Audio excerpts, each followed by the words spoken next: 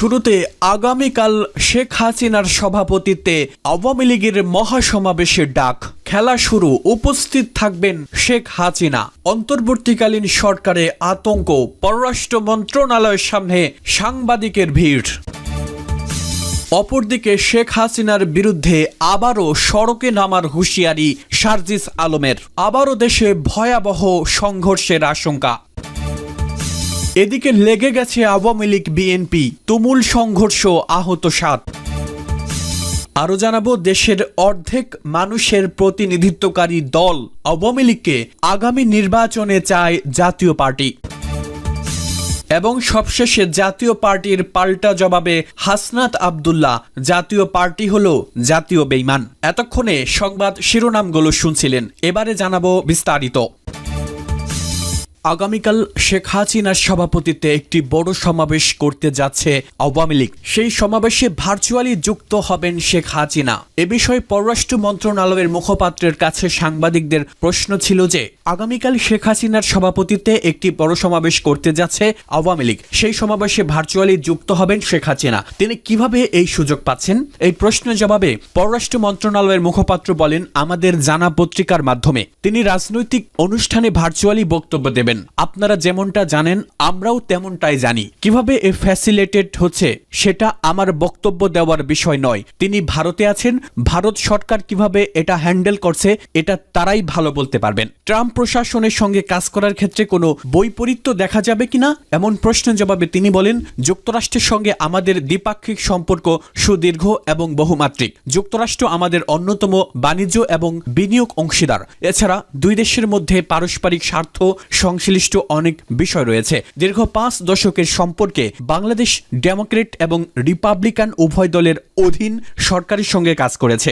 আমাদের 5 দশকের সম্পর্ক পর্যালোচনা করলে এটা সহজেই অনুমেয় যে, ক্ষমতাসীন দলের পরিবর্তন হলেও সঙ্গে তাদের পররাষ্ট্রনীতি ও কৌশলগত অবস্থান এবং জাতীয় লক্ষ্যসমূহ অনেকটাই অপরিবর্তিত থাকে। আমরা আগের ট্রাম্প সরকারের সঙ্গে কাজ করেছি। আমাদের দুই দেশের পারস্পরিক স্বার্থ সংশ্লিষ্ট বিষয়ে বৈপরীত্যের সম্ভাবনা ক্ষীণ। আগরতলা সহকারী হাই কমিশনের কার্যক্রম সম্পর্কে জানতে চাইলে তিনি বলেন, আগরতলা মিশন থেকে এখন কনসুলার সেবা প্রদান বন্ধ আছে নিরাপত্তাজনিত কারণে। পরিস্থিতি উন্নতি ঘটলে আপনারা জানতে পারবেন।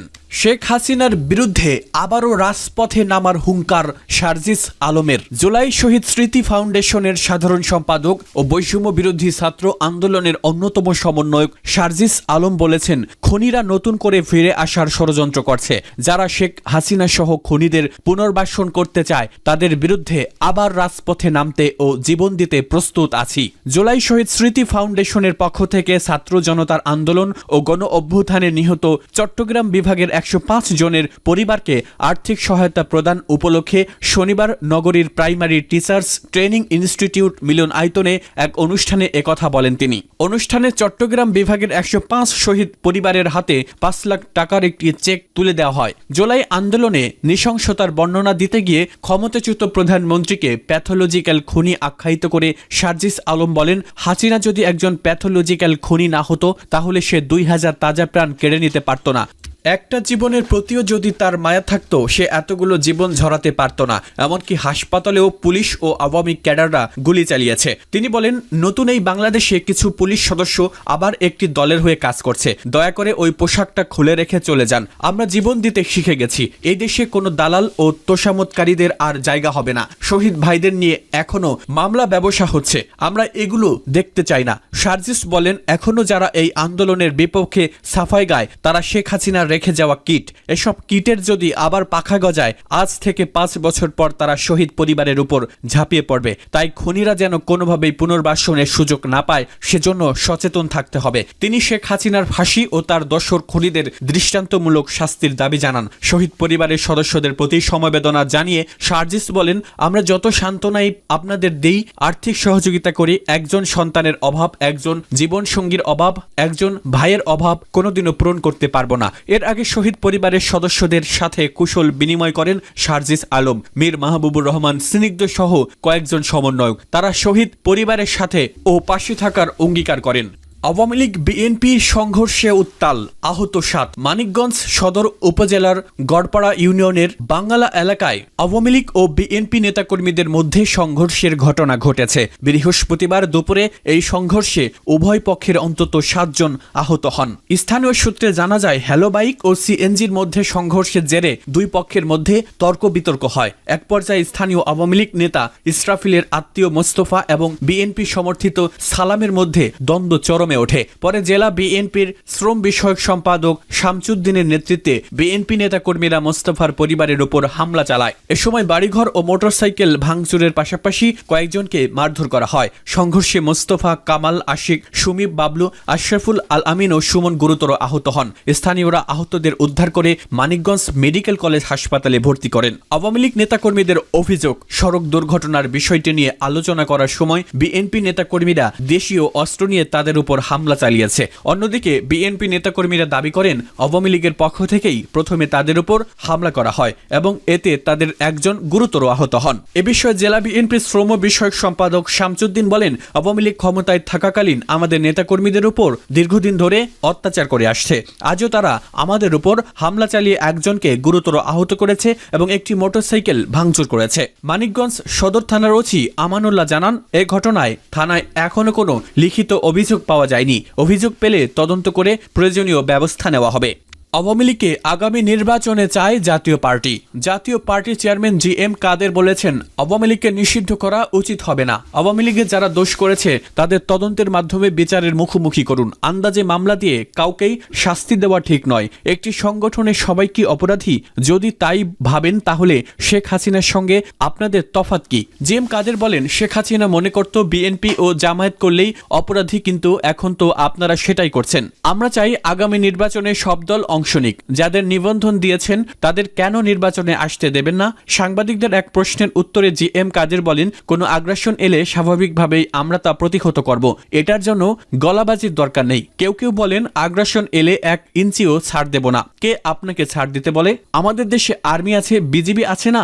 শনিবার দুপুরে জাতীয় পার্টির চেয়ারম্যানের বনানী কার্যালয়ে সংবিধান সংরক্ষণ দিবস উপলক্ষে আয়োজিত আলোচনা সভায় সভাপতির বক্তৃতায় তিনি এসব কথা বলেন। জি.এম. কাদের বলেন, 2008 সালের নির্বাচনে আওয়ামী লীগ পেয়েছিল 230টি আসন। তাদের ভোটের হার ছিল 48.04। বিএনপি পেয়েছিল 30টি আসন। তাদের ভোটের হার ছিল 32.05।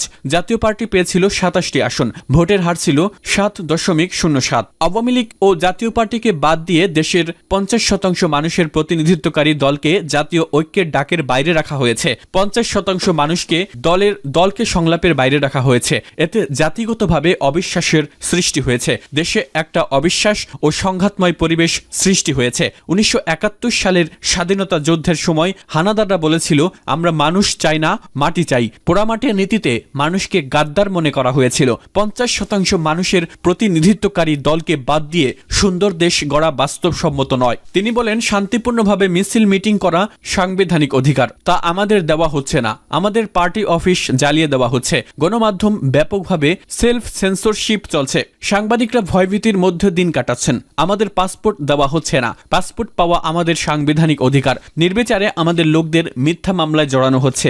আমাদের নেতাকর্মীদের নামে মিথ্যা মামলা দেওয়া হচ্ছে। গ্রেফতার করা হচ্ছে, কিন্তু জামিন দেওয়া হচ্ছে না। আমরা বিভিন্নভাবে নির্যাতিত হচ্ছি। 30 নভেম্বর প্রকাশিত একটি পত্রিকায় দেখেছি, প্রধান উপদেষ্টার প্রেস সচিব বলেছেন, রাষ্ট্র সংস্কার ছাড়া অন্তর্বর্তীকালীন সরকার চলে গেলে এই প্রজন্ম আমাদের কাঠগড়ায় দাঁড় করাবে। অত্যন্ত সত্য কথা। আন্দোলনটা ছিল শেখ হাসিনাকে ক্ষমতাচ্যুত করা। কারণ শেখ হাসিনা বৈষম্যমুক্ত সমাজ গড়ার স্বপ্ন ভেঙে দিয়েছিল। শেখ হাসিনার লোকজন লুটপাট করে দেশটা শেষ করে দিয়েছিল। একটি সুন্দর নির্বাচনের মাধ্যমেই জাতির মুক্তি মিলবে, যে নির্বাচনের মাধ্যমে সব ধরনের মানুষের মতামতের ভিত্তিতে একটি সরকার গঠিত হবে।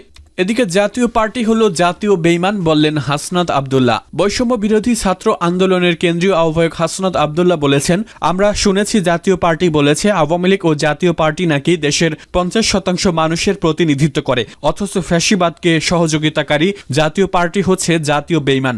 নতুন বাংলাদেশে জাতীয় পার্টি কিভাবে এ ধরনের কথা বলার দুঃসাহস পায়? শনিবার বিকালে কুমিল্লার লাকসাম পাইলট সরকারি উচ্চ বিদ্যালয় মাঠে বৈষম্য বিরোধী ছাত্র আন্দোলনের কেন্দ্রীয় সমন্বয়ক ও জুলাই বিপ্লবের বীর সেনানীদের সংবর্ধনা অনুষ্ঠানে প্রধান অতিথির বক্তব্যে তিনি এসব কথা বলেন। তিনি বলেন, শেখ হাসিনার বিরুদ্ধে যে গণ অভ্যুত্থান তার ক্রেডিট আমরা সকলে যার যার অবস্থান থেকে নিব, কিন্তু ক্রেডিট নিতে গিয়ে যেন আমরা দেশের স্বার্থে কোনো ধরনের আপোষ না করি তা খেয়াল রাখতে হবে। যত বাধাই আসুক, গণতন্ত্র, ভোটের অধিকার ও রাজনীতির অধিকার ফিরে দেওয়ার জন্য কেউ যদি আন্দোলনে নাও থাকে, বৈষম্য বিরোধী আন্দোলন এসব অধিকার প্রতিষ্ঠায় আন্দোলন চালিয়ে যাবে। টেকনাফ থেকে তেতুলিয়া, রূপসা থেকে পাটুরিয়া 1 ইঞ্চি জায়গাও ফ্যাসিবাদকে ছাড় দেওয়া হবে না। হাসনাত আব্দুল্লাহ বলেন, ফ্যাসিবাদের জনক শেখ হাসিনার রাতের ঘুম হারাম করে দিত যে জেলা, সে জেলা হচ্ছে কুমিল্লা। যে জেলাকে নিয়ে শেখ হাসিনা সবচেয়ে ভয় থাকতো তার নাম কুমিল্লা। কুমিল্লার সন্তানরা শেখ হাসিনাকে ক্ষমতা থেকে নামিয়ে তার যে জায়গা সেই ভারতে পাঠিয়েছে। এই মাদার অব টেরর ভারতে গিয়েও দেশের বিরুদ্ধে বিভিন্ন ষড়যন্ত্র চালিয়ে যাচ্ছে। আমাদেরকে সকল ষড়যন্ত্রের বিরুদ্ধে সজাগ থাকতে হবে। ষড়যন্ত্র মোকাবেলায় ঐক্যবদ্ধ থাকতে হবে। আমাদের সকলকে সচেতন থাকতে হবে, আর কখনো যেন ফ্যাসিবাদ মাথাচাড়া দিয়ে উঠতে না পারে।